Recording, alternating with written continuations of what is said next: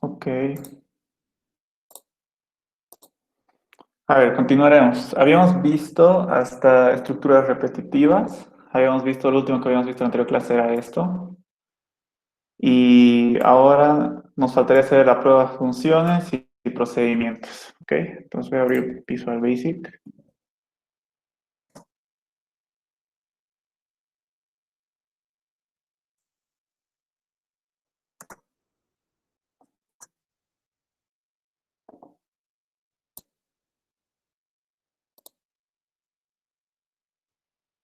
Ok, déjenme abrir esta diapositiva. Bueno, si se acuerdan, procedimientos básicamente son las funciones y los procedimientos. Bueno, los subprogramas pueden ser funciones y procedimientos, ¿no es cierto? Entonces, habíamos visto ya en pseudocódigo cómo funcionaban. Solo era llamarlos. Bueno, aquí es procedimiento call, no, llamar a, en nuestro caso. Ya vamos a un procedimiento. ¿Cuál es la diferencia entre procedimiento y función? Que la función te devuelve siempre algo y el procedimiento no. ¿Ok? Como aquí está en el glosario, una función en Visual Basic se hace de esta manera. ¿Ok? Vamos a hacer en Visual Basic. Me creo un user form. Le voy a poner un botón. Y, ok. Digamos que aquí voy a hacerme...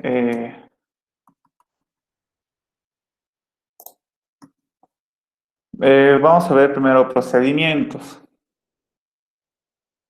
¿Qué procedimiento podemos hacer? Un procedimiento que... No sé qué procedimientos hemos visto. Este era de contar. Ok. Vamos a hacer un procedimiento de contar algo sencillo. Vamos a leer hasta qué número queremos contar del usuario y vamos a mandarle un procedimiento, ¿ok? Entonces, para leer, nosotros me creo una variable n, va a ser igual a input box, de esta manera se leía, ¿no es cierto? Desde la pantalla del usuario y aquí pongo ingrese un número, o si no, ingrese hasta qué número desea contar, ¿ok? Entonces, por aquí voy a ingresar un número y me voy a crear un procedimiento, ¿ok? ¿Cómo me creo un procedimiento? Está, pongo sub, el nombre del procedimiento y sus parámetros. Entonces pongo sub, el nombre que se va a llamar contar y los parámetros aquí, ¿no es cierto? Voy a tener hasta el número que voy a contar aquí, voy a decir num como integer, como parámetro, ¿no es cierto?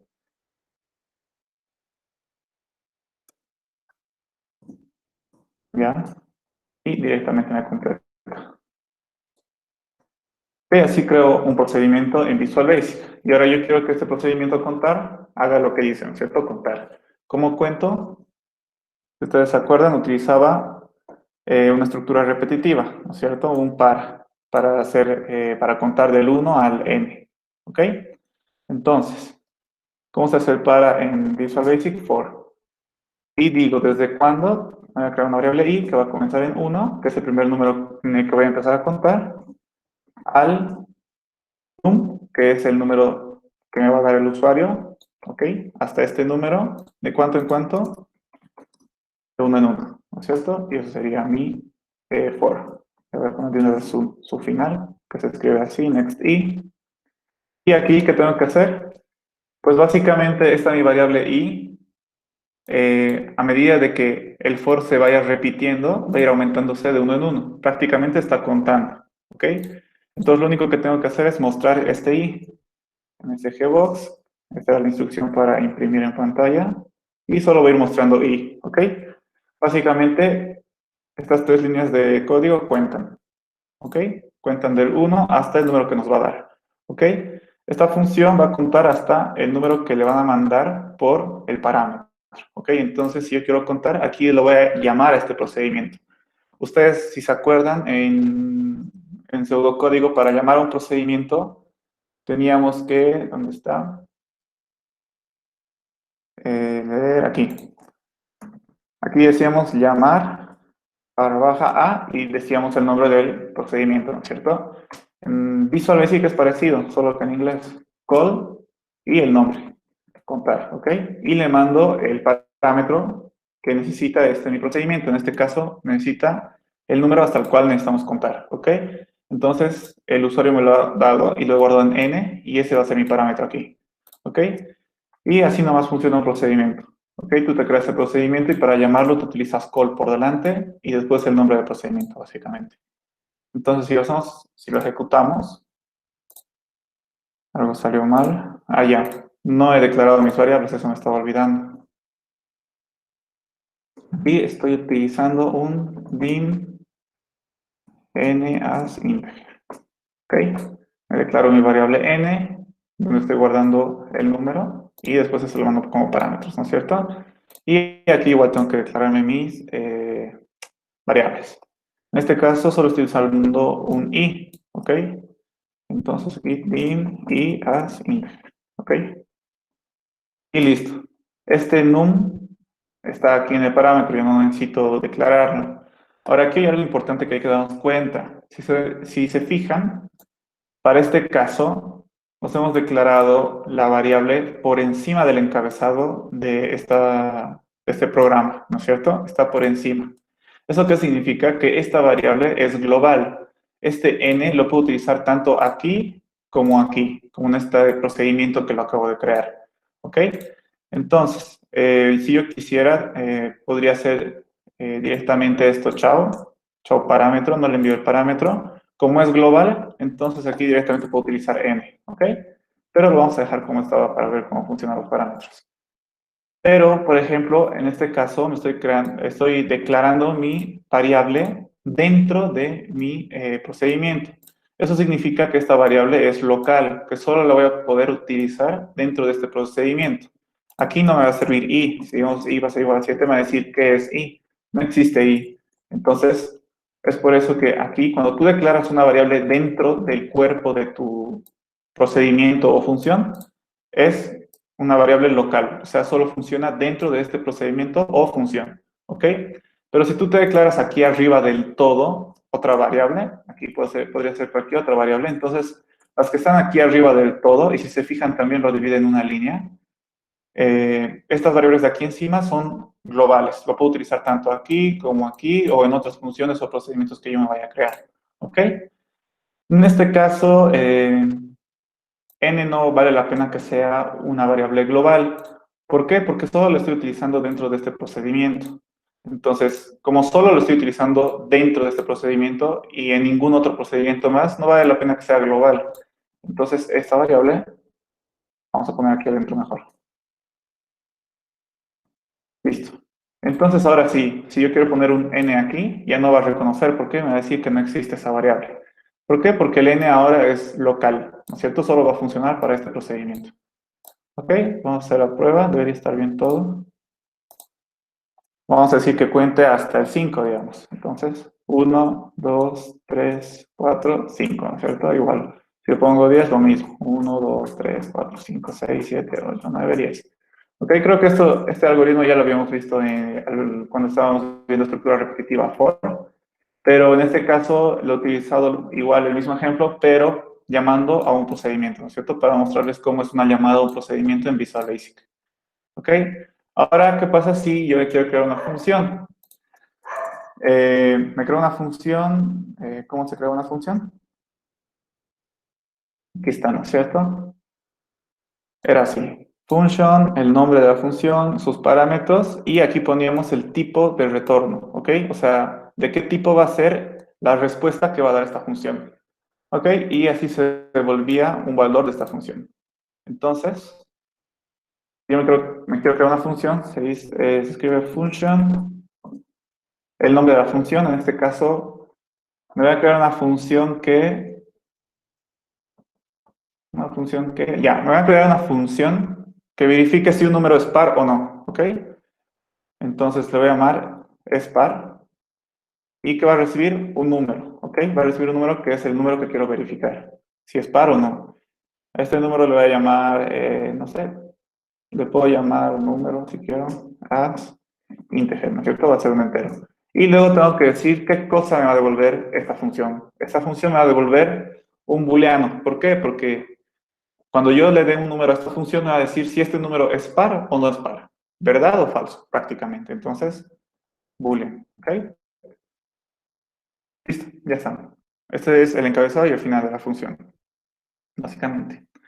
Por lo tanto, esto ya no va a servir para nada. Si quiero lo puedo dejar en procedimiento. Aquí lo que vamos a hacer es ahora, ¿qué vamos a hacer? Vamos a leer números, todos los números que el usuario nos quiera dar, y a medida que nos vaya dando los números, le vamos a decir si el número que nos ha dado es par o no es par, básicamente. Entonces, ¿cómo hacemos eso? Leemos un número. Aquí solo estamos leyendo un número. Yo quiero que me lea números indefinidamente. ¿Ok? Entonces yo le voy a decir, mientras, ya digamos, solo quiero que me lea 5 números.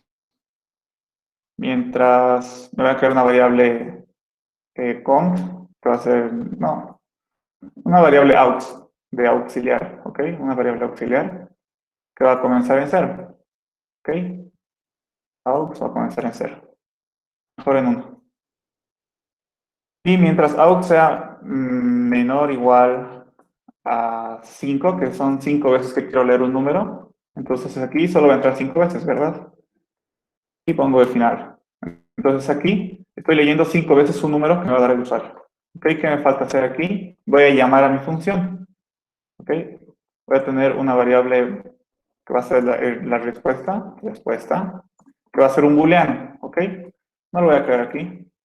No necesito inicializarlo. Mejor aquí directamente.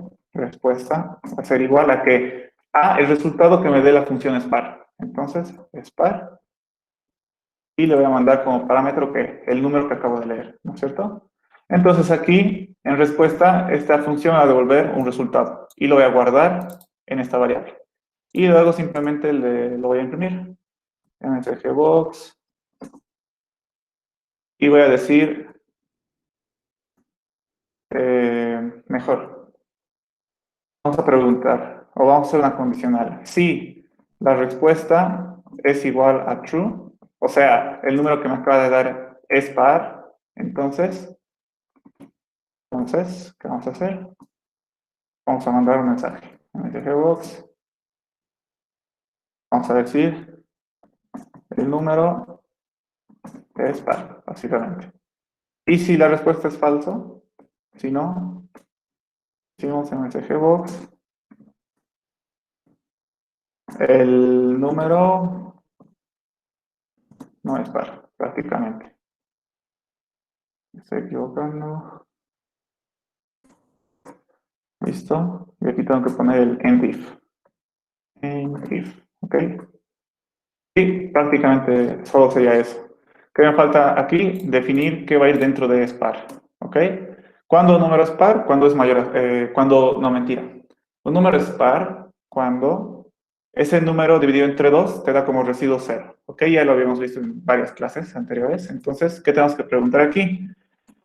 Si el número que me están enviando, o sea, por el parámetro, módulo de 2 es igual a 0, eso significa que es divisible entre 2, eso significa que también es par, ¿ok? Entonces vamos a decir, nos vamos a crear una variable res de respuesta, true, ¿ok? Y si no, básicamente res va a ser igual a falso. Y endif. ¿Ok? ¿Qué falta aquí? Como esto es una función, tengo que devolver este resultado. ¿Cómo devuelvo este resultado? ¿Dónde está? Aquí. Esta es la forma de devolver el resultado en una función. Pones el nombre de la función y el valor que quieres devolver. Entonces pongo el nombre, que se llama spar, y digo, ¿qué quiero devolver? Quiero devolver la variable rest. ¿Ok? La variable rest. ¿No es cierto? Donde estoy guardando si este número es par o no es par, prácticamente. ¿Ok? Después, ¿qué me falta? Tengo que declarar mis variables. En este caso, ya no necesito bueno, un n sigo necesitando. Necesito un out que me creé, que es un entero, integer. Ah, ¿qué me falta? Se van a dar cuenta que me falta aretitos. Lo vamos a dejar así y después se van a dar cuenta. Out, después, ¿qué más? Una variable respuesta. Estoy olvidando el dim. As boolean. Ahí está. ¿Qué más? Nada más. Y aquí adentro, ¿qué me falta? Ya tengo bueno, aquí solo sería dim, res, as, boolean, ¿no es cierto? Lo que necesito. Esta variable, prácticamente. Ahora, yo sé que ahorita me falta algo. Tal vez no se han dado cuenta qué, pero vamos a ver qué sale mal al ejecutar el programa. Ahorita este es su programa, ya no sirve de nada, ¿no es cierto? En ningún momento lo estoy llamando. Si quiero lo puedo borrar, no hay problema. Ya. Y a ver, veremos. Vamos a ejecutar. Entonces, se supone que el programa me tiene que pedir 5 números y me va a ir diciendo si es par o no es par, mediante le vaya dando los números prácticamente. Entonces, 6, el número es par. 9, el número no es par. 5, el número no es par. 0, el número es par, sabe que es par. 1, el número no es par. 3, no es par. 45, no es par. 78 es par. 103 no es par. 220 es par. Puedo hacer un número grande si quiero. Bueno, aquí me sale un error de desbordamiento. Pero ese error sale ¿por qué? Sale porque el número era muy grande, ¿ok? Era muy grande y al hacer las operaciones respectivas también tarda mucho la computadora. La computadora tiene un límite de memoria para cada variable que tú le das, ¿ok? Por ejemplo, aquí yo me estoy creando un integer auxiliar, ¿ok? Un aus que es de tipo integer. Aquí yo no le puedo poner que va a ser igual a, perdón, yo no le puedo poner que va a ser igual a 1.000.000, ¿ok? O 10 millones. ¿Por qué? Porque esta mi variable aux tiene un límite, ¿ok? Porque es de tipo integer. Los integer tienen un límite, no pueden almacenar cualquier número tampoco. ¿Ok? Ahorita no me acuerdo cuál era el límite, pero no podría guardar 1.000.000. Existe otro tipo de dato para eso, que acepta números más grandes, ¿ok? Pero nosotros no vamos a necesitar, ¿ok? No vamos a tener casos que vamos a necesitar números grandes. Lo que quería explicar es eso porque me dio el error, ¿ok? Por eso me dio el error, porque el integer no soporta números muy grandes. Y como aquí yo le puse un número súper grande, me salió error. Entonces volvemos a hacer la prueba. Aquí estoy poniendo un número, 2 números, 3 números, 4 números, 5 números, ¿no es cierto? Pero si se dan cuenta, me sigue pidiendo, ¿ok? Me sigue pidiendo números. Y esto podría hacerlo hasta que me aburra, en realidad. No tiene límite. Pero lo que yo quería en realidad era que solo me pida 5 números y listo, y que ahí termine. Entonces ahí hay un error. ¿Qué es lo que está mal? Lo que está mal aquí es de que, si ustedes se acuerdan, el while es el que está controlando que solo nos pida 5 números, ¿no es cierto? Estamos diciendo mientras aux sea menor o igual a 5, le vamos a pedir un número, vamos a preguntar si es par y vamos a imprimir su resultado, ¿no es cierto? Y después volvemos. Preguntamos, aux es menor o igual a 5, sí, ¿por qué? Porque sigue siendo 1, ¿no es cierto? Entonces va a volver a hacer lo mismo. Va a volver y aux va a seguir siendo 1. Vamos a preguntar todo, vamos a hacer todo esto, va a volver al encabezado. Aux sigue siendo 1, ¿ok? Entonces, ¿qué falta aquí? Aux no se está actualizando, ¿ok? Este aux es el que está contando cuántas veces ya le hemos pedido el número, cuántas veces estamos haciendo esto. Entonces, ¿qué falta? Tengo que decir, cada vez que haga esto, después de hacer todo esto, voy a decir que aux va a ser igual a aux más 1, ¿ok? Voy a actualizarlo, le voy a decir, ok, una vez más ya he hecho esto.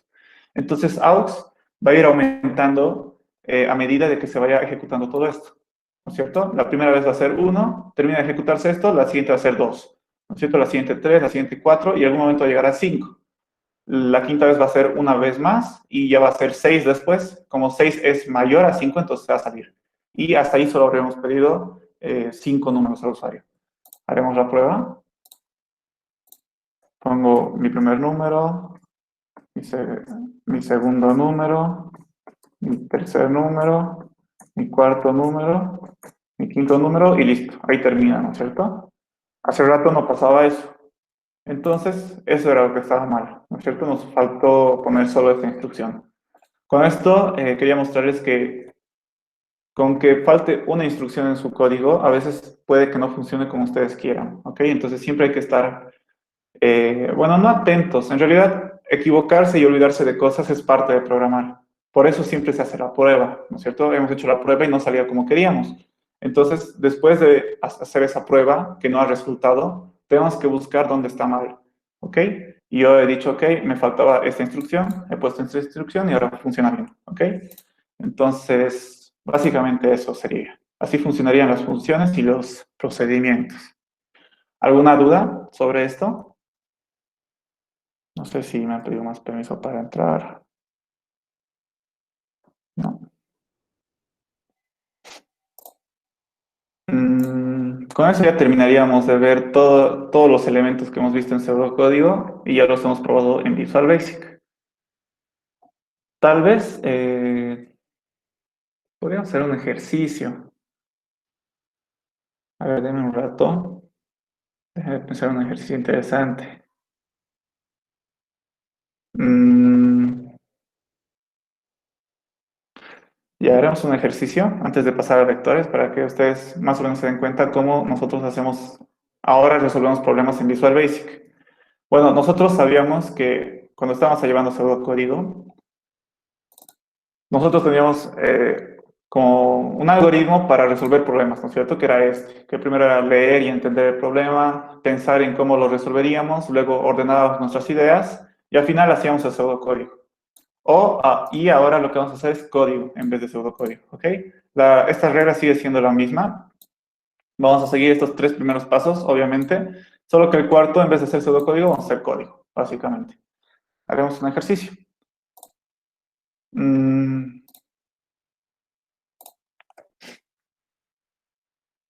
Vamos a hacer, se me ocurre ahorita algo. No me acuerdo si ya vi este ejercicio con ustedes.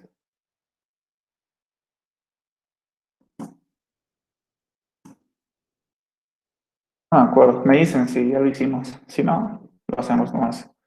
Hasta el primer número de tres dígitos, creo que no lo hicimos. Primo. No me acuerdo si lo hicimos, creo que no, no, muchachos. Generar la serie Fibonacci hasta el primer número de tres dígitos primos, ¿ok? Para los que no saben cuál es la serie Fibonacci.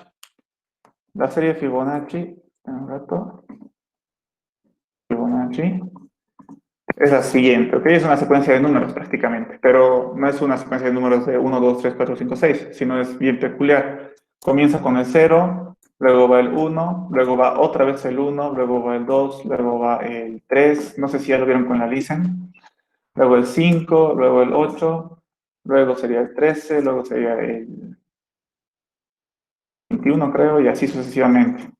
¿Qué lógica sigue esta secuencia? La serie Fibonacci siempre comienza con estos dos números, el 0 y el 1, siempre. El siguiente número es la suma de estos dos, ¿no es cierto? 0 más 1 es 1, ¿ok? El siguiente es la suma de estos dos. 1 más 1, 2. El siguiente es la suma de estos dos. 1 más 2, 3. El siguiente igual, 2 más 3, 5. Este igual, sí, 3 más 5, 8. Y así funciona la serie Fibonacci, hasta el número que tú quieras, es infinito la serie Fibonacci. En este caso, vamos a ir hasta el primer número de tres dígitos primos, ¿ok? O sea, un número mayor a 100 y que de paso sea primo, básicamente. Ahora, ahí tenemos dos problemas. Primero tenemos que generar la serie Fibonacci y luego tenemos que resolver el problema de cuándo un número es primo o no, que ese problema en realidad ya lo hemos resuelto muchas veces en clases, ¿no es cierto? Y ahora tenemos hecho ese algoritmo, que básicamente lo voy a reciclar, voy a copiar y voy a pegar. Les voy a explicar un poco cómo funcionaba, si no recuerdan, y voy a reutilizar. Pero ahorita nuestro nuevo problema creo que es, si no lo hemos resuelto, no me acuerdo la verdad, cómo generar la serie Fibonacci. Nos vamos a crear dos punteros, ¿ok? Aquí tengo uno y aquí tengo otro. Este puntero lo voy a llamar A y a este, un rato, a este lo voy a llamar B, ¿ok? Entonces, A y B, A va a comenzar siempre en 0 y B siempre va a comenzar en 1, ¿ok? ¿Cómo hallamos el nuevo número? El nuevo número vamos a hallar sumando A más B, básicamente, ¿ok? Y luego de haber sumado, después de haber hallado el nuevo número, que lo vamos a poner como otro puntero, si quieren, para que sea mejor.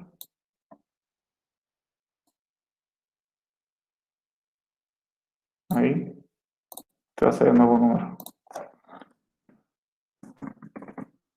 Nuevo número, ¿ok? ¿Cómo hallamos nuevo número? A más B, ¿no es cierto? Luego de hallar el nuevo número, tenemos que actualizar nuestros punteros, ¿ok? ¿A qué me refiero con actualizar? B ahora va a ser igual a lo que hemos hallado el nuevo número, ¿ok? O sea, va a ser este. Y A va a ser lo que antes era B, o sea, este, básicamente. Y nuevo número va a ser la suma de A más B, o sea, este, ¿no es cierto? 1 más 1, 2. ¿Ok? Sumamos y ahora volvemos a actualizar los punteros. B ahora va a ser lo que es nuevo número y A ahora va a ser lo que antes era B, ¿no es cierto? Y volvemos a sumar para hallar el nuevo número, que va a ser 3, ¿no es cierto? Y así sucesivamente vamos a ir generando o sumando, ¿ok? ¿Hasta cuándo? Hasta que nuestro nuevo número sea igual a un número de 3 dígitos y de paso que sea primo. ¿Ok? Ahora que me acuerdo, no lo habíamos visto este ejercicio. Está bien entonces. Entonces, básicamente hay que hacer eso. ¿Ok? Si se fijan, estamos haciendo una repetición de unos ciertos pasos, ¿no es cierto? ¿Qué pasos estamos repitiendo? Sumar A más B, actualizar. Ah, y mostrar también tendríamos que añadir estos pasos. Sumamos A más B, mostramos el nuevo número, actualizamos los punteros. Sumamos A más B, mostramos nuevo número, actualizamos los punteros. ¿Ok? Entonces estamos repitiendo eso, ¿hasta cuándo? Hasta encontrar un número de 3 dígitos que sea primo, ¿verdad? Entonces, ¿qué pasos estamos siguiendo? En este caso, como estamos muy acostumbrados, siempre decimos leer un número, ¿no es cierto? En este caso no necesitamos leer ningún número, ¿ok? El programa solo nos dice que generemos la serie Fibonacci hasta hallar el número que nos dice aquí, ¿no es cierto? No necesitamos leer ningún dato del usuario para hacer esto. No necesitamos ninguna información del usuario. Entonces no necesitamos leer nada. Lo que necesitamos hacer es en realidad solo esta secuencia repetitiva. Entonces va a ser repetir hasta que el número nuevo sea un número de 3 dígitos y sea primo. ¿Ok? Esto va a ser una instrucción entera. Bueno, sería como que la condición para nuestra estructura repetitiva. ¿Ok? Y dentro de esta estructura repetitiva, ¿qué vamos a hacer? ¿Qué pasos vamos a hacer? Vamos a sumar A más B. A más B. Luego, ¿qué vamos a hacer? Vamos a mostrar el número nuevo. Nuevo número. Y luego, ¿qué vamos a hacer? Actualizar los punteros, ¿no es cierto? ¿Ok? Y básicamente, solo sería esto. Solo seguiríamos estos pasos para solucionar este problema. ¿Ok? Lo que seguía después de hacer esto era hacer el pseudocódigo, pero en nuestro caso ya no sería hacer el pseudocódigo, sino hacer el código. ¿Ok? Voy a borrar todo esto, lo que no me sirve. ¿Listo? Ya. Y así me quedo, ¿no es cierto? Con el procedimiento. Un ratito. Ahí ya estoy grabando, está bien. Ya, entonces, ¿qué es lo primero que tengo que hacer? Bueno, directamente entrar a la estructura repetitiva. ¿Ok? Sería el for. Vamos a comenzar. Necesitaría un for. ¿Hasta cuándo? Entonces no sería un for. Dijimos que utilizamos nosotros el for cuando sabemos cuántas veces vamos a repetir algo. ¿Ok? En este caso no sabemos cuántas veces vamos a repetir, no sabemos cuántas veces vamos a hacer esta serie de pasos hasta llegar a este número de 3 dígitos, ¿no es cierto? No sabemos cuántas veces vamos a repetir. ¿Ok? Entonces, como no sabemos, pero sí sabemos hasta cuándo tenemos que hacerlo, en vez de usar un for, vamos a dar un while.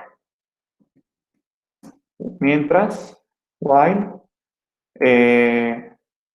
nuevo número, dijimos, una variable nuevo número, mientras sea menor a 100, ¿ok? Mientras este número sea menor a 100, esto significa que va a ser de un dígito o dos, y aquí sería y o OR. Vamos a hacer la prueba con i, a ver si nos sale bien. Y y este número sería, mientras este nuevo número sea menor a 100 y no sea, entonces sería not, no, mentira. Mientras es primo, nos vamos a crear una función, este nuevo número. Mientras este nuevo número no sea primo, o sea que el resultado de esta función sea falso, ¿cierto? ¿Qué vamos a hacer? Algo me falta aquí.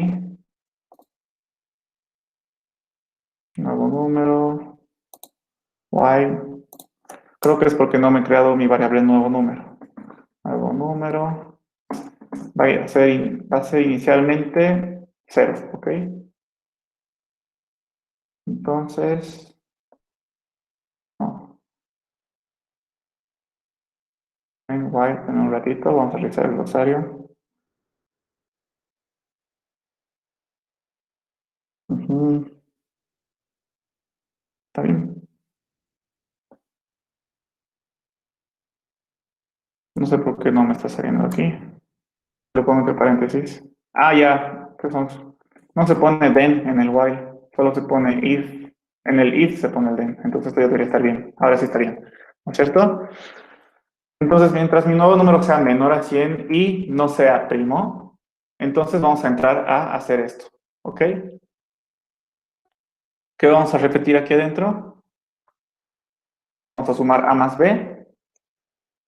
Nuevo número. Habíamos dicho que va a ser igual a más b. ¿No es cierto? Me estoy olvidando declarar qué es A y qué es B. A, hemos dicho que inicialmente va a ser 0, ¿no es cierto? Aquí está. Antes A estaba aquí. A va a ser 0 y B va a ser 1, ¿no es cierto? Entonces digo, B va a ser igual a 1. Lo vamos a poner un poco de sangría para que sea mejor. Listo. Y básicamente, entonces la primera vez que entre aquí,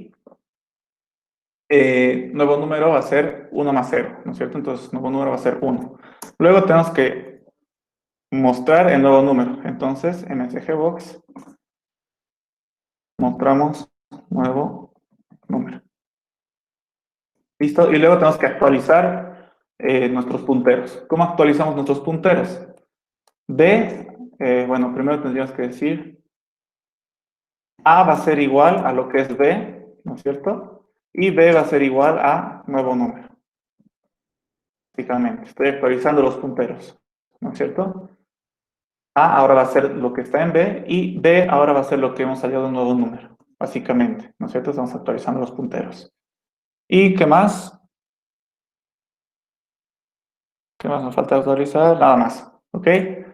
El puntero nuevo número se está actualizando aquí arriba, ¿no es cierto? Cuando estamos sumando A más B, básicamente. Y aquí ya sería when, el final del while. Algo más. Aquí tengo una duda. No estoy seguro si va a funcionar. No sé si aquí es AND o es OR. Pero pensemos. Digamos 13. 13 es menor, sí. Y así, es OR. Es OR, ¿por qué? ¿Qué pasa si estamos en nuevo número es igual a 13, digamos? Digamos, ¿no es cierto? Nuevo número, o sea, 13 es menor que 100. Sí, es verdad. Y 13 es primo. Y bueno, en realidad aquí lo que estamos preguntando que si 13 no es primo, ¿no es cierto? 13 es primo, entonces aquí va a decir, ok, esta condición no se cumple. Por lo tanto, como no se cumple esta condición, toda la condición compuesta no se cumple, ¿no es cierto? Cuando utilizamos un AND, para que se cumpla toda la condición, necesito que tanto esta subcondición como esta otra subcondición sean verdad las dos, ¿ok? En el caso del 13, digamos, 13 es menor que 100, se cumple esta subcondición, pero esta no se cumple, ¿no es cierto? Aquí nos va a decir que 13 es primo, aquí nos va a dar true, entonces no se va a cumplir esto. Entonces, en ese caso se saldría directamente al went, y eso es lo que no queremos, ¿no es cierto? Porque estamos en el 13 todavía, y nosotros lo que queremos hallar es un número de 3 dígitos, y 3 solo es de 2. Entonces, ¿qué pasa? Utilizamos un OR. Utilizamos un OR, basta que solo una de sus subcondiciones sea verdad, para que toda la condición entera sea verdad. ¿Ok? Entonces, en el caso del 13, ¿13 es menor que 100? Sí. Entonces solo basta que este sea verdad para que entre aquí. No va a importar si este es falso o verdad. Aquí se va a entrar sí o sí. ¿Ok? Aquí va a decir 13 es primo. O sea, es primo, te va a volver true. No importa, este ya es verdad, entonces va a entrarse aquí el cuerpo. ¿Ok? Entonces, sería con el OR. ¿Qué me falta aquí? Obviamente me falta declararme las variables. Dim nuevo número, as integer. Después dim a as integer. Listo. Después dim b as integer.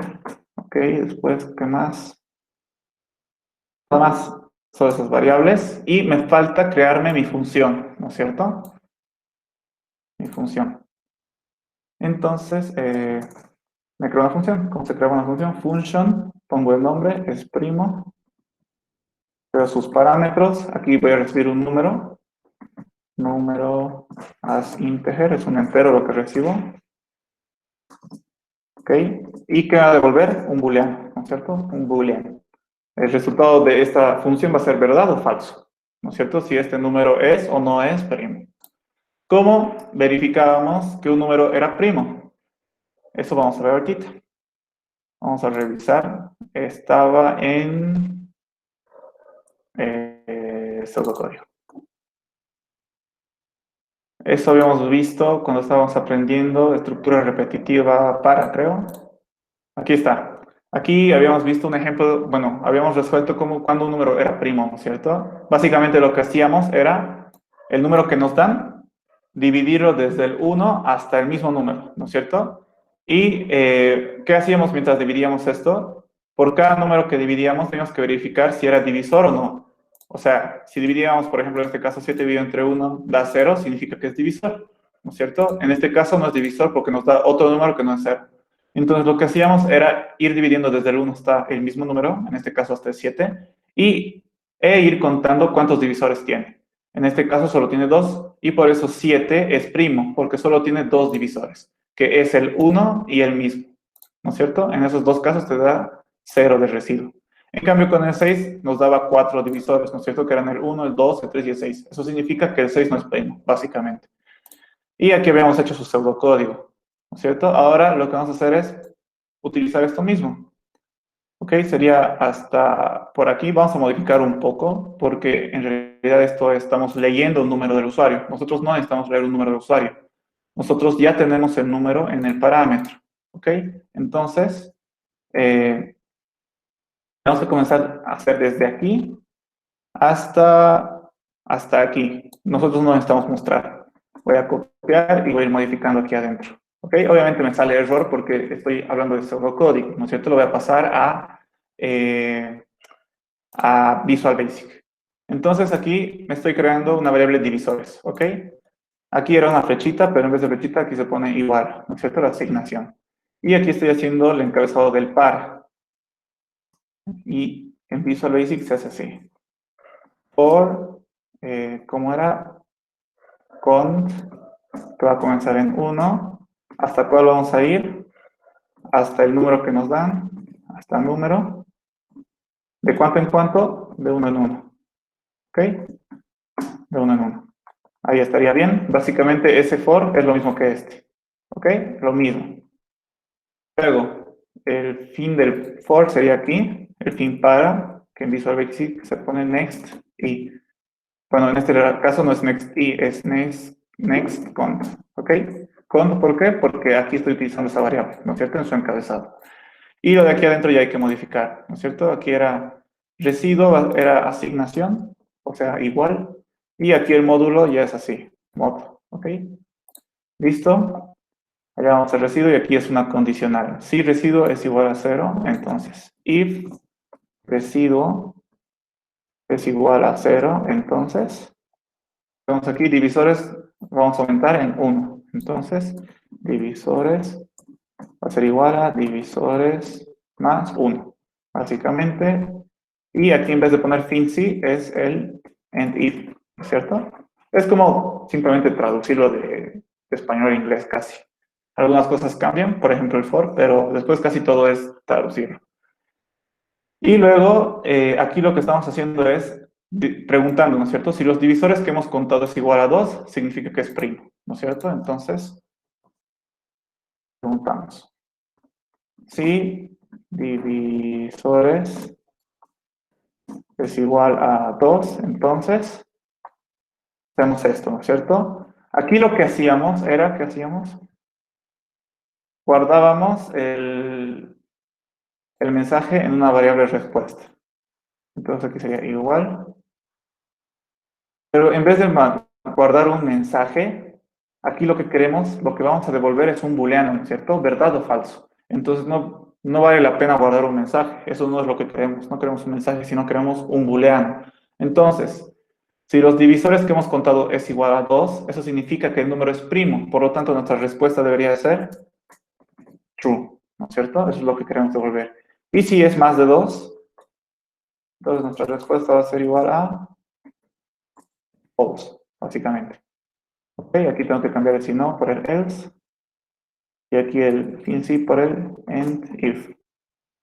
Básicamente eso. Y aquí teníamos el mostrar, ¿verdad? Pero en vez de mostrar, nosotros lo que queremos es devolver esta respuesta, ¿no es cierto? Como resultado de la función. Entonces, ¿cómo se devuelve? Tenemos que poner el nombre de la función, es primo, y lo que queremos devolver, respuesta. Y listo. Esta me crea una función que verifica si un número es primo, básicamente.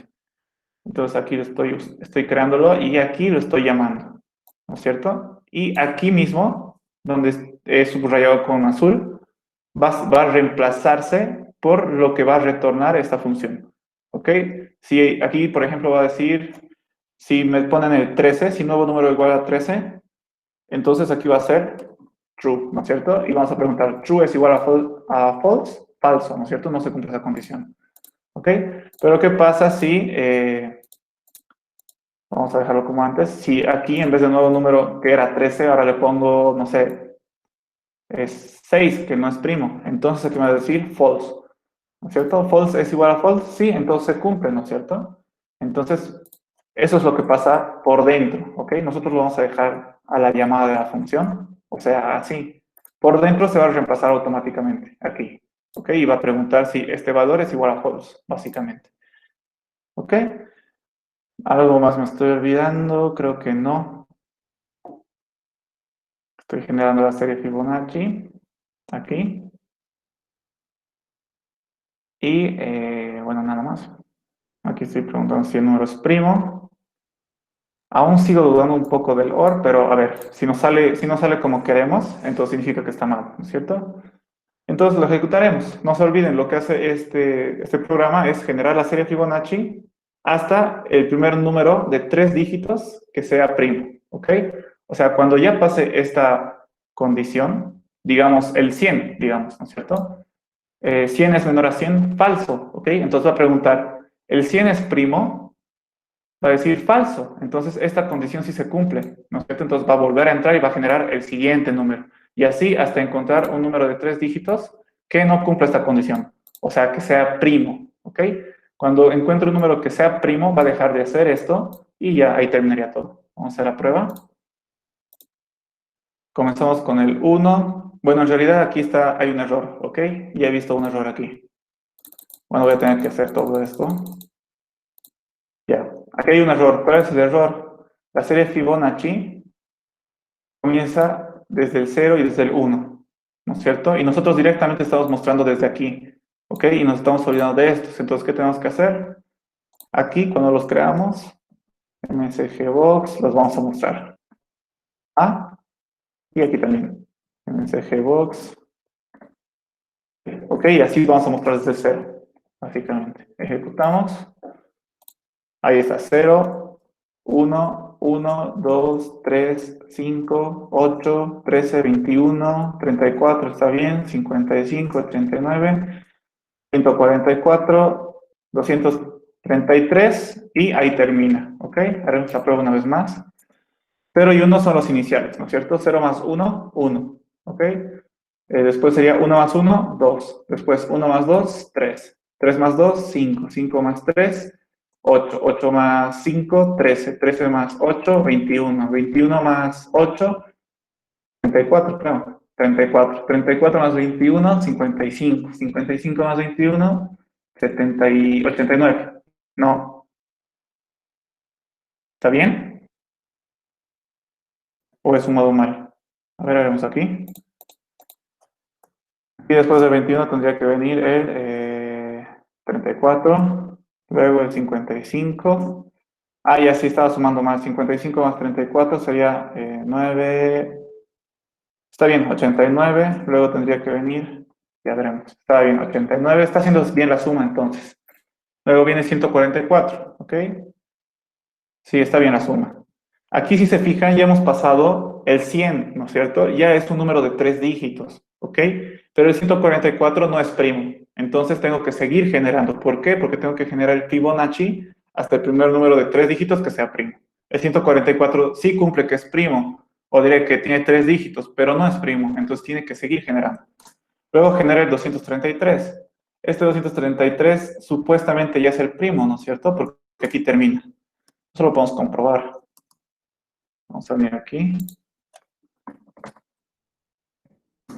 Los primos buscamos. Vamos a ver si el 233 es primo. Aquí está. 113, 127, 233. El 233 es primo. ¿Ok? Entonces está bien. Está generando la serie Fibonacci hasta el primer número de 3 dígitos y que es primo. ¿Ok? Y si yo quisiera, si digamos el ejercicio me dijera, ¿dónde está? Aquí. Si solo me dijera hasta el primer número de 3 dígitos, entonces solo se generaría hasta 144, ¿verdad? ¿Cómo modificamos nuestro código para hacer eso? Simplemente le quitamos esto, ¿no es cierto? Que es lo que está verificando si el número es primo o no. Si le quitamos eso, bueno, primero tengo que cerrar mi programita, ¿ya? Si le quitamos esto, entonces lo único que va a verificar es que mi nuevo número solo sea menor a 100, ¿ok? Una vez que ya sea mayor, va a dejar de hacer esto. Hacemos la prueba. En este caso, solo tendría que generarme hasta 144. 0, 1, 1, 2, 3, 5, 8, 13, 21, 34, 55, 89, 144 y ahí termina, ¿no es cierto? Básicamente así. Si quiero un número que el primer número de la serie Fibonacci que sea menor a 4 dígitos, o que el primer número de la serie Fibonacci con 4 dígitos. ¿Cómo haría eso? Pues aquí solo tendría que ponerlo que sea menor a 1000, ¿no es cierto? Mientras sea menor a 1000, voy a generar la serie Fibonacci, básicamente. Y cuando ya sea mayor a 1000, ya no lo voy a generar. ¿Por qué? Porque ya he encontrado un número que es mayor a 1000, básicamente. Hacemos la prueba. 1, 2, 2, 3, 5, 8, 13, 21, 34, 55, 89, 144, 233, 377, 610, 987. Este ya debería ser el último dígito, bueno, el penúltimo. Y 1597 es el primer dígito de la serie Fibonacci que tiene 4 dígitos. Y aquí debería terminar. Y listo, termina. Ok, entonces así solo se modifica. ¿Qué pasa si, no sé, podríamos ver, si quiero mostrar el primer dígito, bueno, el primer número de la serie Fibonacci, que es de 4 dígitos y es par. Entonces aquí tendría que poner OR, es par, ¿no es cierto? Y aquí ponerle el nuevo número, ¿ok? Pero ¿qué pasa? No tengo mi función es par, ¿no es cierto? Solo tengo el es primo, entonces me tendría que crear mi función es par, que lo hicimos ya hace rato. Function es par, star y sus parámetros, aquí va a recibir un número, as integer. Por si acaso aquí ustedes ya saben, cualquier nombre puede ser, ¿no es cierto? De parámetros. Si quiero puedo ponerle k, pero no le voy a poner k porque no tiene ningún sentido ponerle k, ¿no es cierto? Y que va a devolver un booleano, ¿no es cierto? Para decir si este número es par o no es par. Vamos a ver el programa, si número módulo de 2 es igual a 0, entonces me creo un res, va a ser la respuesta, true, ¿no es cierto? Si no, res va a ser igual a falso. ¿Ok? Aquí pongo el end if y devuelvo, ¿no es cierto? El resultado. Spar va a ser igual a res, básicamente. Ahí está. ¿Qué me falta poner aquí? La declaración. Dim res as boolean. Listo. Ahora aquí voy a buscar el primer número de 4 dígitos que es par en la serie Fibonacci. Básicamente, vamos a hacer la prueba. 0, 1, 1, 2, 3, 4, 5, 8, 13, bla, bla, bla, bla. Y vamos a entrar a los números de 4 dígitos. Este no es par, por lo tanto tendría que generar otro número. No genera. ¿Eso por qué pasa? Vamos a hacer la prueba. No sé si debería generar o no. Ah, ya, aquí me falta. Es par es igual a falso, ¿no es cierto? Eso me faltaba, por eso no me estaba generando más, porque no estaba cumpliendo esta condición, ¿no es cierto? El número nuevo que estoy generando es par. Si no es par, o sea, si esta función me devuelve falso, sigo generando la serie Fibonacci. Hagamos la prueba.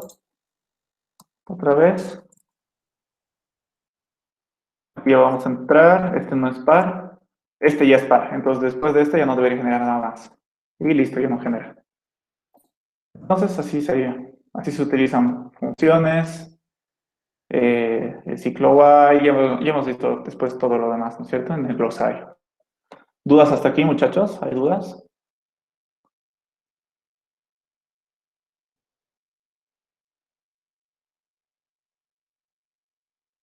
Si no habría dudas, ya entraríamos directamente a vectores. ¿Hasta qué hora es esta clase? Hasta las... Tenemos media hora más, sí. Si no hay dudas, muchachos, entraríamos directamente a vectores, que es algo nuevo ya que no hemos visto hasta ahora. ¿Ok? Dame un rato. Estoy subiendo un video. Ya. En realidad, este tema no solo es vectores, sino en general se llama arreglos, ¿ok? ¿Qué son los arreglos? Pues básicamente son unas estructuras de datos que pueden ser de diferente forma. Eso vamos a ver ahorita, no se preocupen qué son, ¿ok? Lo único que tienen que saber es que los arreglos se subdividen en tres, ¿ok? Hay tres tipos de arreglos. Existen los vectores, que también son conocidos como listas o arreglos unidimensionales. También existen las matrices, que son conocidas como matrices, tablas o arreglos bidimensionales. Y existen los arreglos multidimensionales, ¿ok? Los multidimensionales es como hablar del, o sea, vectores es como hablar de 1D, ¿ok? Una dimensión. Matrices es como hablar en 2D. Y multidimensionales es hablar de 3D, 4D, 5D, 6D y varias cosas más así que el 3D sí se puede ver, ¿no es cierto? Todas las cosas están en triple dimensión en nuestra vida, pero 4D existe, pero no se lo puede ver si ya han llevado álgebra matricial, creo, matrices o algo así. Sistema de... No me acuerdo qué se llama ese tema, pero hay un tema donde tú hablas de las dimensiones que existe en el campo numérico, por así decirse. Existe la primera dimensión, que sería la línea de los reales prácticamente. Existe la segunda dimensión, que ya es un cuadro cartesiano. Después existe la tercera dimensión, que ya es, estamos hablando de un, ¿qué se dice? Plano o algo así. Y ya existe también la cuarta dimensión, se puede hacer operaciones en cuarta dimensión y todo eso. Pero en nuestro caso, en esta materia, no vamos a ver arreglos multidimensionales, solo vamos a ver vectores y matrices, que es algo fácil, ¿ok? Ustedes tal vez ya saben que es una matriz, ¿no es cierto? Entonces es parecido. Y un vector es una línea. Vamos a ver ahorita. Bueno, lo primero que vamos a ver es obviamente vectores.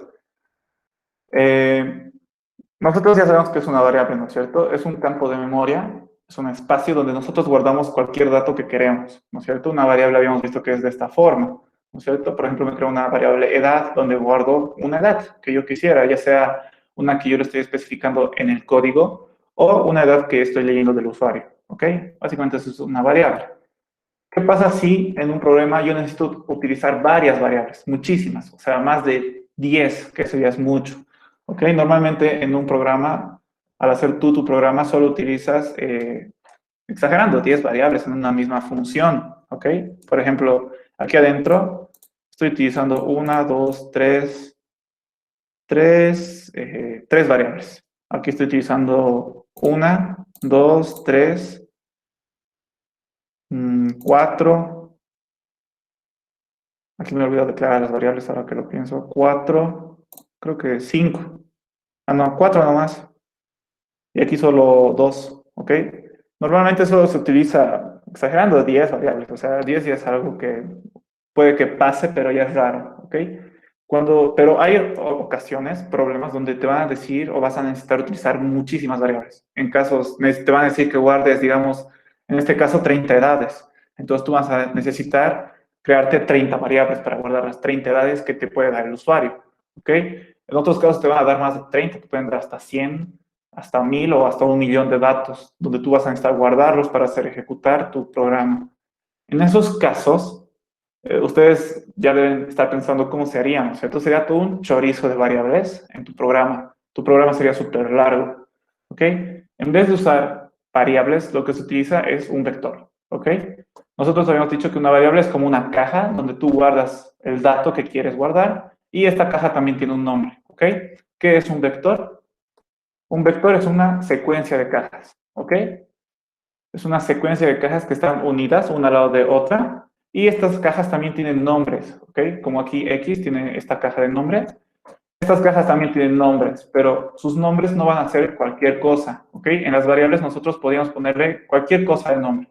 En el vector no le podemos poner nosotros el nombre. El vector le pone el nombre automáticamente y el nombre que le da son los números. Y les da los números secuencialmente, ¿ok? Entonces a la primera caja le va a dar el número 1, a la segunda el 2, a la tercera caja el 3, ¿ok? En realidad esto es un vector y en cada uno de estos espacios se puede guardar un dato, como en una variable, ¿ok? Básicamente es una secuencia de variables, ¿ok? Solo que todo esto se va a poder guardar como si fuera, todo este vector se podría guardar en una sola fila, como si fuera una variable, ¿ok?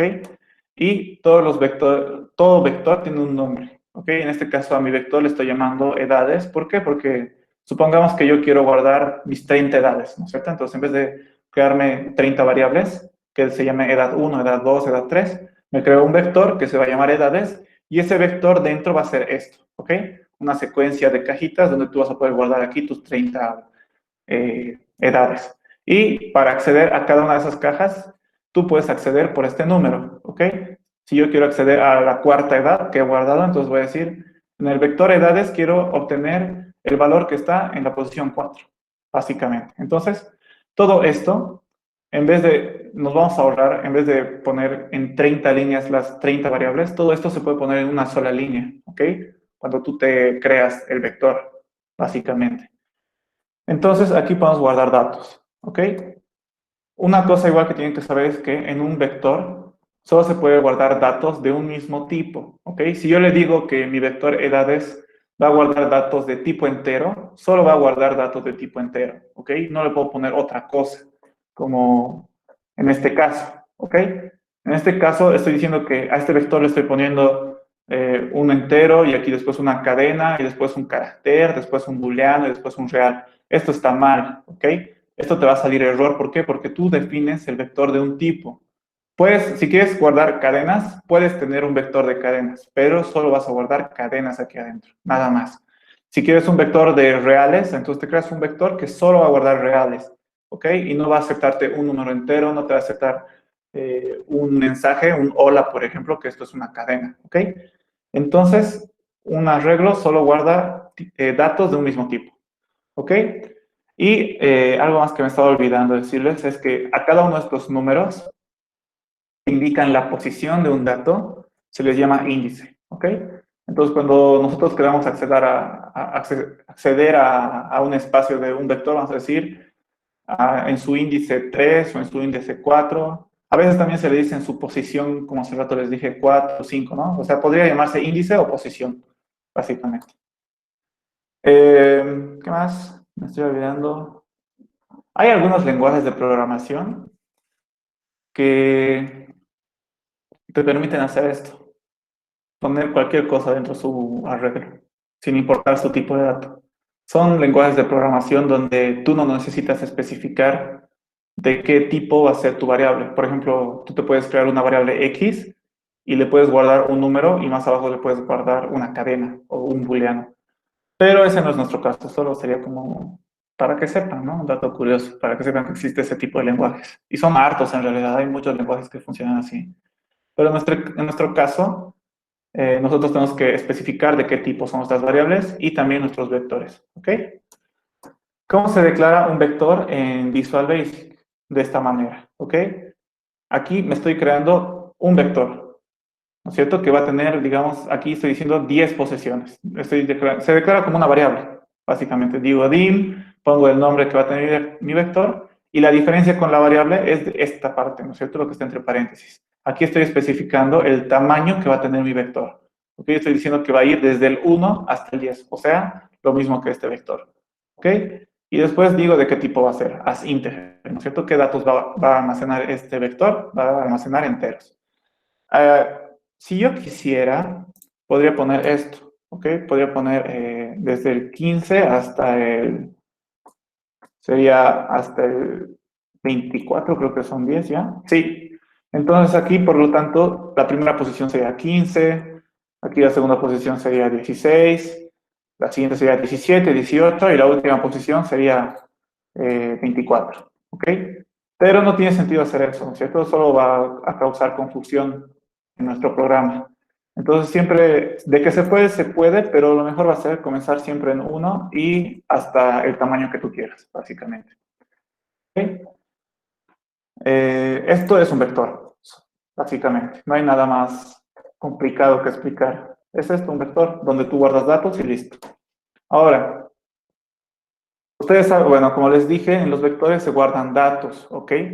Inicialmente, cuando tú le das solo esta instrucción a Visual Basic, va a crear un vector, pero así, vacío, ¿ok?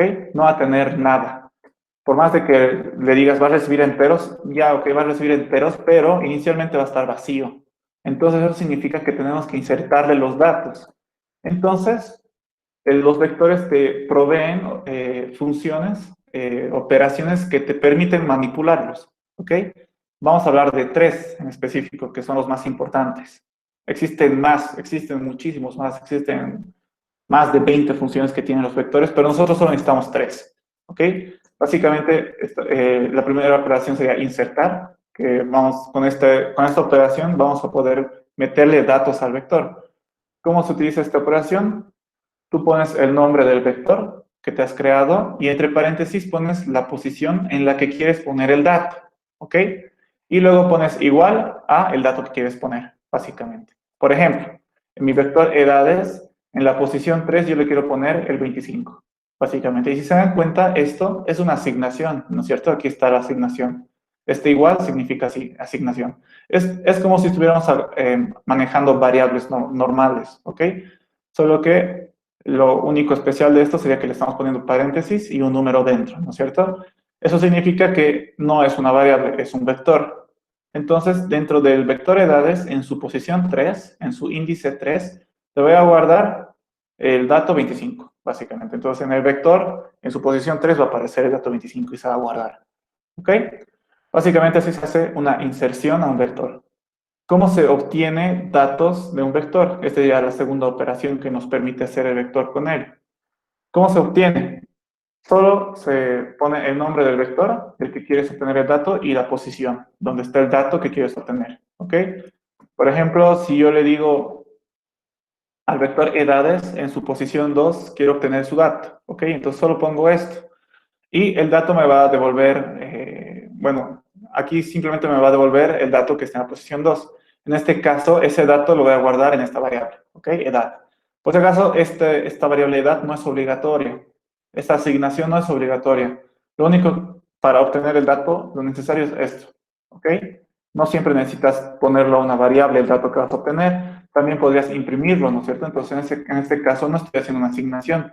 Directamente estoy obteniendo el dato de este vector edades, que está en la posición 1 más específicamente, y lo estoy imprimiendo, ¿no es cierto? No estoy asignándolo a una variable. No es obligatorio poner la obtención del dato en una variable. Puedes directamente ponerlo en un MSG Box o en una condición, ¿no es cierto? Por ejemplo, aquí estoy utilizando una condición, ¿no es cierto? Estoy obteniendo el dato directamente desde el vector y estoy preguntando si es mayor a 18, ¿ok? Por ejemplo, en edades de tamaño 3, o bueno, en edades, en la posición 3 está el 25, ¿no es cierto? ¿Es mayor a 18? Sí, entonces va a ser su respectivo cuerpo, ¿no es cierto? El if tiene un cuerpo, entonces aquí estamos preguntando por lo que está guardado en el vector edades en su posición 3 prácticamente. No siempre va a ser necesario que hagamos una asignación, ¿ok? Para obtener un dato. Hay una operación más que vamos a utilizar mucho, que es el modificar. Es la tercera operación básica de un vector, pero es lo mismo que insertar, ¿ok? No tiene algo especial este modificar. El insertar y el modificar es lo mismo, ¿ok? Para insertar un dato, por ejemplo aquí en edades 3, igual, en la posición 3 se hace esto. Y para modificar también, supongamos que en esta posición ya había un número antes, digamos el 10. Entonces cuando yo haga esta instrucción, el 10 se va a reemplazar por el 25 simplemente, entonces estoy modificando, ¿ok? Básicamente. Después ya veríamos qué se puede hacer con un vector, pero antes quiero entrar a Visual Basic para mostrar lo que hemos hablado hasta ahora. Vamos a borrar todo esto que ya no nos sirve. Hasta aquí. Aquí y aquí también lo voy a borrar. ¿Cómo declaro un vector? Dim, el nombre de mi vector, en este caso se llama edades, y entre paréntesis, ¿no es cierto? El tamaño, que quiero que vaya desde el 1 hasta el 10. Un poquito más pequeño, para que los ejemplos sean más cortos. ¿Y de qué tipo? As integer. Esto significa que mi vector solo va a recibir datos de enteros, nada más. ¿Ok? Ahora, ¿de qué más hemos hablado? De sus operaciones, ¿no es cierto? Vamos a insertar un dato al arreglo, pongo su nombre, edades, y entre paréntesis, en la posición que quiero guardar, ¿ok? Por ejemplo, yo quiero guardar en la posición 2, ¿qué dato? 15, ¿ok? Entonces, cuando se ejecute este programa, en este vector que he creado se va a guardar en su posición 2 el 15, básicamente. También podría hacer esto, edades va a ser igual, edades, perdón, en la posición 1, va a ser igual a qué? A lo que me vaya a dar el usuario. Input box, es decir, ingrese una edad, por ejemplo. Ok, básicamente. Y ahí está. Entonces también puedo hacer eso, no hay problema. Sí, no hay problema. ¿Qué pasa si yo quiero guardar algo en una posición que no tiene el vector? Ok, por ejemplo, aquí estoy diciendo que mi vector tiene desde la posición 1 hasta la posición 6. ¿Qué pasa si yo hago esto? Edades en la posición 10 igual a 2, a 20. ¿Ok? Me va a dar error. Si hacemos la prueba, ejecuto. Aquí me está pidiendo la edad para poner la posición 1, creo que era. Listo. Me sale un error. Me dice subíndice fuera del intervalo. ¿Ok? ¿A qué se refiere esto? Prácticamente lo que dice, que estamos intentando acceder a un índice que no existe, que está fuera del intervalo. Nuestro intervalo es del 1 al 6. Estoy intentando acceder al 10. Ese 10 no existe, entonces está mal, me sale un error. ¿Ok? Entonces no puedo hacer eso. Va a salir siempre error. ¿Ok? ¿Qué más hemos visto? La obtención de datos, ¿no es cierto? Vamos a hacer la prueba. MSG Box. Vamos a imprimir edades en la posición 1, ¿ok? El dato que nos vaya a dar el usuario lo vamos a imprimir, básicamente, ¿no es cierto? Porque el dato que nos va a dar el usuario lo estamos guardando en la posición 1. Y aquí lo estamos obteniendo para mostrarlo. Vamos a hacer la prueba. Vamos a poner 89 y nos muestra 89. Vamos a poner 15, nos va a dar 15. Vamos a poner 41, nos da 41, ¿ok? Y si quiero, puedo imprimir igual de la posición 2, ¿no es cierto? Solo que ahora no va a importar lo que me dé el usuario, sino siempre va a imprimir 15, ¿no es cierto? Sin importar lo que me den. ¿No es cierto? Yo le voy a dar 9, siempre va a ser 15. Le voy a dar 56, 15. Le doy 15, va a ser 15. Le doy 0, va a ser 15. ¿Ok? ¿Por qué? Porque estoy imprimiendo una posición donde estoy guardando el 15. ¿Ok? Básicamente aquí estoy obteniendo ¿Y cómo modifico un dato del arreglo? Voy a decir, por ejemplo, edades en la posición 1. Voy a decirle 0, ¿ok? Aquí estamos leyendo un dato del usuario y lo estamos guardando en la posición 1.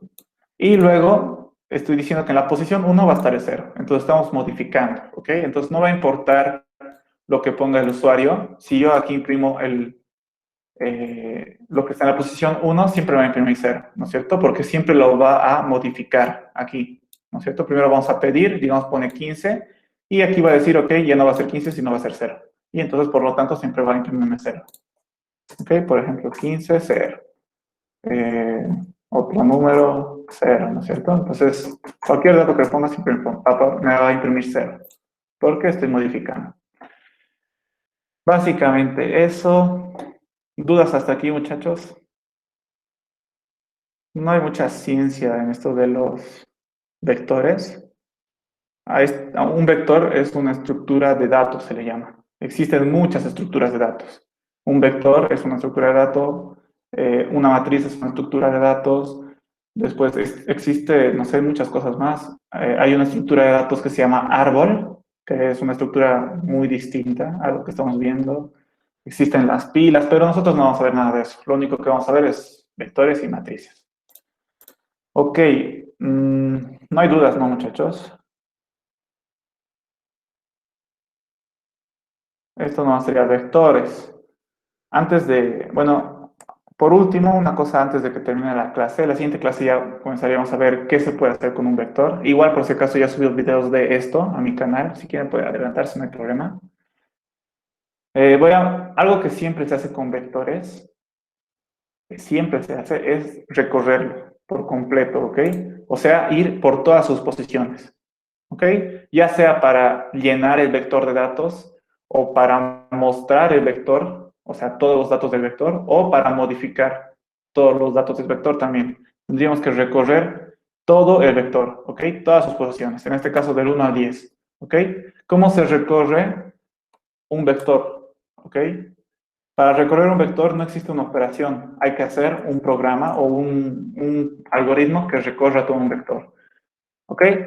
¿Cómo hacemos un algoritmo para que recorra todo un vector? Nos vamos a crear un puntero, ¿ok? Digamos que va a comenzar en 1 y luego va a ir a 2, luego va a ir a 3, luego va a ir a 4 y así sucesivamente hasta el 10, ¿no es cierto? Hasta su tamaño, básicamente. Entonces este puntero va a ser el que va a recorrer todos los índices del vector, básicamente. ¿Cómo hacemos eso?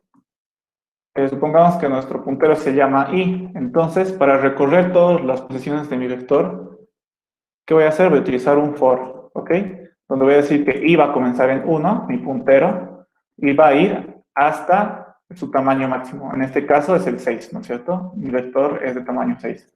¿De cuánto en cuánto? De 1 en 1, ¿no es cierto? Y así va a ir recorriendo, y va a ser primero 1, luego 2, luego 3, luego 4, luego 5, y por último 6. ¿No es cierto? Y así vamos a poder recorrer todo el vector, ¿ok? Y luego solo sería eso, next i, ¿ok? Y aquí adentro del ciclo for ya podemos hacer lo que queramos, ¿no es cierto? Como vamos a recorrer índice por índice, si digamos yo quiero llenar mi vector con datos, porque inicialmente, como les dije, es vacío, y yo lo quiero llenar de datos, entonces, dentro de mi for voy a decir, ok, en números, edades es, ¿no es cierto? Edades, en la posición i, voy a poner, va a ser igual a lo que me dé el usuario, input box, ¿ok? Y aquí voy a poner ingrese una edad, básicamente. Entonces, solo estas tres líneas lo que hacen es llenar mi vector de datos que el usuario me va a dar, ¿ok? Este i va a modificarse cada vez que repita el for, ¿no es cierto? El for siempre va a ir repitiéndose. Entonces, la primera vez va a ser 1. Entonces, la primera vez vamos a guardar en la posición 1 el primer dato. Luego va a ser 2, entonces en la posición 2 el segundo dato. Luego va a ser 3, en la tercera posición el dato, ¿no es cierto? Así hasta que vayamos hasta la sexta posición, que va a ser la última. Ahí vamos a leer el último número, lo insertamos. Luego i sería 7. Como 7 es mayor a 6, se vendría aquí, ¿no es cierto? Y terminaría. Entonces esto debería llenar mi arreglo, ¿ok? Si lo ejecutamos, tendría que pedirme 6 números. 1, 2, 3, 4, 5, 6. Ahí está. Y con eso he llenado mi vector. Ahora, también con el for, que recorre todo mi vector. Vamos a comenzar en 1, 2, 6, de cuánto en cuánto, de 1 en 1. Puedo imprimir todos los datos de mi vector. ¿Ok? ¿Cómo hago eso? Por cada vez que haga esta repetición, msgbox, imprimir lo que está en edades en la posición J. ¿No es cierto? Esta vez utilizo una J aquí para diferenciarlo de este I. ¿No es cierto? Entonces esto va a ser lo mismo. Va a recorrer todo mi arreglo, mi vector, perdón. Va a recorrer todo mi vector y por cada J, J va a comenzar en 1, va a ir mostrando todas sus posiciones, ¿no es cierto? J al inicio va a ser 1, luego 2, luego 3, luego 4, ¿no es cierto? Entonces aquí va a ir cambiando. Edades en 1, edades en 2, edades en 3, entonces va a ir mostrándose. Hacemos la prueba, ¿no es cierto? Voy a poner 1, mi primer dato, 2, 3, 4, 5, 6. Entonces me debería imprimir lo mismo. 1, 2, 3, 4, 5, 6. Si lo hago al revés, 6, 5, 4, 3, 2, 1, ¿ok? 6, 5, 4, 3, 2, 1, ¿ok? También puedo llenar todo mi arreglo con un mismo dato. 1, 1, 1, 1, 1 y 1. Entonces 1, 1, 1, 1, 1 y 1, básicamente. Y con cualquier dato en realidad.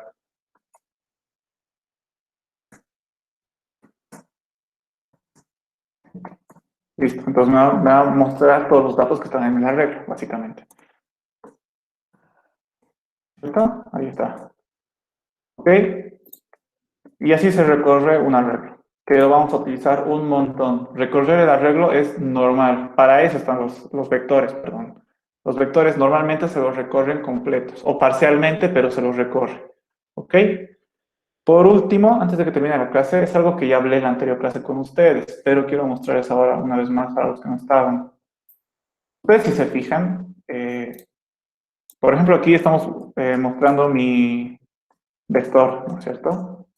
Y lo estoy mostrando uno por uno, todos sus datos, ¿no es cierto? En estas ventanitas, uno por uno. Hay una forma más fácil de mostrar un vector, que te muestre directamente todo el vector.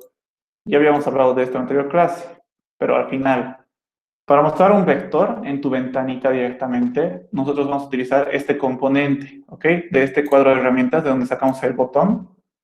Vamos a utilizar este componente que se llama cuadro de lista, ¿ok? Lo vamos a poner aquí, es un cuadrito, ¿ok? Este cuadrito blanco. ¿Y qué vamos a hacer? Este cuadrito blanco tiene un nombre, ¿ok? En este caso se llama listbox 1, ¿ok? Si yo le pongo otro cuadrito, ya no se va a llamar listbox 1. Este se va a llamar listbox 2. ¿Ok? Este es el listbox 1 y este es el listbox 2. ¿Ok? Aquí está su nombre. Si yo quiero, lo puedo cambiar. Javier, ¿ok? Entonces ahora este mi cuadro se llama listbox 1 y este se llama Javier. ¿Ok? Vamos a ver cómo se los utiliza. En vez de ir mostrando mensaje por mensaje, todos los datos de mi arreglo, lo vamos a poner a este listbox 1. ¿Ok? ¿Cómo hacemos eso? Ponemos su nombre, listbox 1, le ponemos punto después del nombre y después del punto ponemos esta función, add item, ¿ok? Y paréntesis.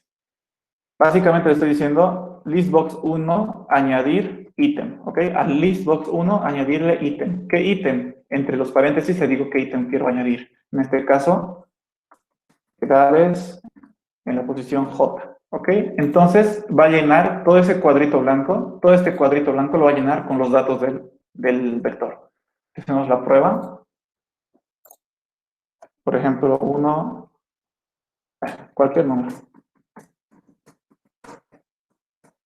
Y ahí está. Todos los datos que he puesto se muestran aquí. Y ya no se muestran como mensajito, ¿no es cierto? Con el MSGbox. Ya no, va a ser mucho mejor mostrarlo aquí en el cuadro este.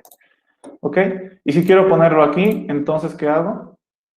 Voy a decir, en vez de listbox 1, el otro cuadro se llama Javier, ¿no es cierto? Entonces, a Javier, añadir ítem, ¿qué cosa? Las edades, ¿no es cierto? Hacemos la prueba.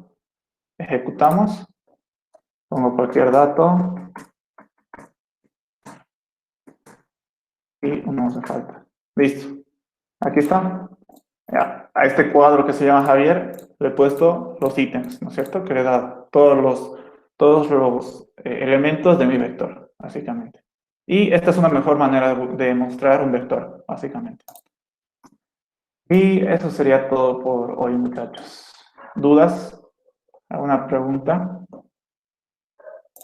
Disculpe, Auxi, en caso de querer sumar dos vectores y que me devuelva un vector, ¿cómo podríamos hacer? Ah, ya. Dame un rato. Digamos que tengo, le voy a cambiar este vector 1, vector 1, y voy a tener otro vector, ¿no es cierto?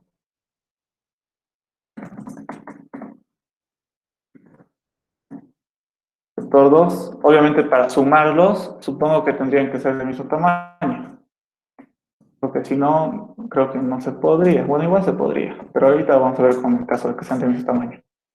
Funcionaría igual. Bueno, no se podría, creo. Ya. Supongamos que tenemos dos vectores del mismo tamaño, ¿cómo los sumamos? Tenemos que recorrer los dos vectores por completo. ¿Cómo recorremos los vectores? Con un for, ¿no es cierto? Y ahora, como los dos vectores son del mismo tamaño, bueno, si tengo que recorrer dos vectores, tengo que tener dos fors, ¿no es cierto? Para recorrer. Pero hay una forma más directa, en vez de ser dos fors, solo usar uno. Un for que recorra los dos vectores al mismo tiempo, ¿ok? Entonces, voy a decir, me voy a crear otro vector que se va a llamar vector, mejor respuesta o resultado. Resultado que va a ser del mismo tamaño, ¿no es cierto? 6. As integer. ¿Ok? Entonces me creo mi vector resultado. Entonces, ¿qué hago? Mi for va a recorrer posición por posición mi vector, ¿no es cierto? Mis dos vectores, supongamos que estos dos vectores. Entonces, primero mi i va a ser 1, entonces voy a poder acceder a la posición 1 de mi primer vector y de mi segundo vector. Entonces, ¿qué hago? Tengo que sumar los dos vectores. No sé si te refieres a esto. Bueno, esto se llama sumar vectores en realidad. Vamos a decir vector 1 en su posición i más vector 2 en su posición i, ¿ok? Entonces estoy accediendo a la posición i de los dos vectores. ¿Y eso dónde voy a guardar? Dame un rato, respuesta, no, resultado. Resultado en su posición i también va a ser igual a esa suma, básicamente. Ok, entonces estoy diciendo que la suma de lo que está en la posición i del vector 1 y lo que está en la posición i del vector 2, la suma de esas dos cosas se va a guardar en la posición i del vector resultado. Ok, entonces voy a tener un tercer vector donde la suma de esto y esto se va a guardar en la posición 1, por ejemplo. Lo que está en la posición 2 de este y este se va a guardar en la posición 2 del resultado.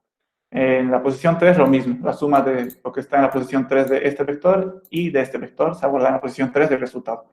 Básicamente, y así podríamos sumar dos vectores. Básicamente, si eso es a lo que te refieres. ¿Ok? Obviamente aquí los vectores ya tienen que tener datos, ¿no es cierto? Pues necesito llenarles de datos. Vamos a crearnos tenemos que, como hace rato estaba, for j y sub 6, volumen 1. Entonces tengo que llenar el dato. ¿Cómo lleno el dato?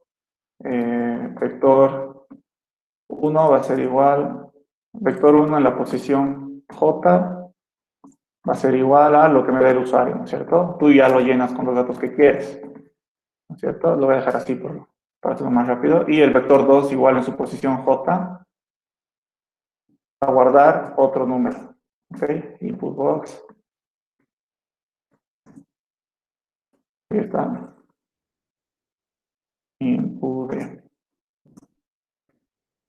Entonces aquí le estoy pidiendo al usuario que me dé números, ¿no es cierto? Entonces lo voy llenando los vectores poco a poco. Y ya después de esto, me falta su next. Voy a llenar los vectores con datos y ya este pedacito de código de 3 líneas me los va a sumar, ¿ok? Y ya después, para mostrar el vector resultado, lo mismo. Tengo que recorrer todo, ¿no es cierto? Por k igual a 1, pero en realidad no necesito hacer otro for para mostrarlo. Puedo ir mostrándolo a medida de que vaya sumando, ¿no es cierto? Aquí lo puedo mostrar directamente. List box 1 punto add item y voy a poner aquí lo que quiero, ¿no es cierto? Mostrar resultado, la posición y, ¿ok? Y sería, si quieren vamos a la prueba antes de irnos. Vamos a nuestro vector, a ver, digamos que el vector 1 y el vector 2 va a ser de esta manera. En los dos vamos a tener en la primera 1, en los dos 2, 3, 4, 5, 6, ¿ok?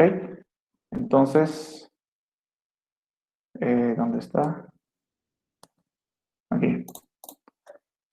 1, 1, 2, 2, 3, 3, 4, 4, 5, 5, 6, 6. Y el resultado sería este, ¿no es cierto? Mi vector 1 era 1, 2, 3, 4, 5, 6. Mi vector 2 era igual, 1, 2, 3, 4, 5, 6. Y como los estoy sumando, entonces el vector resultado sería 1 más 1, 2. 2 más 2, 4. 6 más 6, o 3 más 3, 6. 4 más 4, 8. 5 más 5, 10. Y 6 más 6, 12. Así se podría sumar dos vectores. Eso. Ok, gracias, Oxy. A eso te referías, ¿no? Porque lo que se podría, igual lo que se entiende como suma de vectores es unir dos vectores, ¿no es cierto? Un vector que digamos sea 1, 2, 3 y otro vector que también sea 1, 2, 3. Sumarlos también podría ser que me dé un vector que tenga la unión de todo eso. Pero eso creo que no es sumar en realidad. Sí, es que con la lista hicimos con listas, o sea, hacíamos un vector, mostrábamos en una lista, el otro vector en otra lista Ah, y el ya. resultado en una lista. Ah, ya. Sí, se podría hacer, solo que obviamente aquí nos faltaría mostrar estos vectores, ¿no es cierto? Que sería igual con un for, iterar en todo el vector, o sea, ir posición por posición, ir mostrando, ¿no es cierto? En una lista, en un listbox, básicamente. Aquí eso me falta, pero es porque lo he hecho a la rápida, tita. Lo importante era sumar, ¿no es cierto? Eso, muchachos. Por si acaso, la LICEN, en sus prácticas y siempre en el examen, les pide diseñar esto, ¿ok? A esto le dice formulario. ¿Ok? Esta ventanita se llama formulario. Entonces la LICEN les dice, diseña un formulario para este problema y después haz su programa. Entonces, básicamente eso les pide. Por eso se necesitan recordar siempre que el encabezado que genera cuando tú te creas un botón, ¿no es cierto? Cuando tú pones un botón aquí, por ejemplo, me voy a poner otro, ¿no es cierto? Hago doble clic y me genera automáticamente esto. Para su examen van a tener que saber, ¿ok? Aunque ustedes lo bueno es que van a dar desde su casa, entonces los van a poder ver. Incluso pueden hacerlo en Visual Basic y después pasarlo a papel. Pero obviamente creo que no se va a poder hacer eso porque no les va a dar tiempo. Pero esto sí o sí tienen que poner en el examen, ¿ok? Esto, tal cual, coma button. Si tengo, el primer botón es 1, ¿no es cierto? El segundo es 2, el tercero es 3, así. ¿Ok? Así va a ser su examen más o menos cuando lo ven de Visual Basic. Tienen que diseñar su user form en papel, normalmente. No creo que les pida que hagan en computadora, creo que su primer parcial les ha dicho que hagan en una hoja y manden foto. Entonces, si les vuelve a pedir eso, van a tener que hacer en una hoja, dibujar su user form, su formulario, y después hacer su programita en hoja igual. Eso, muchachos.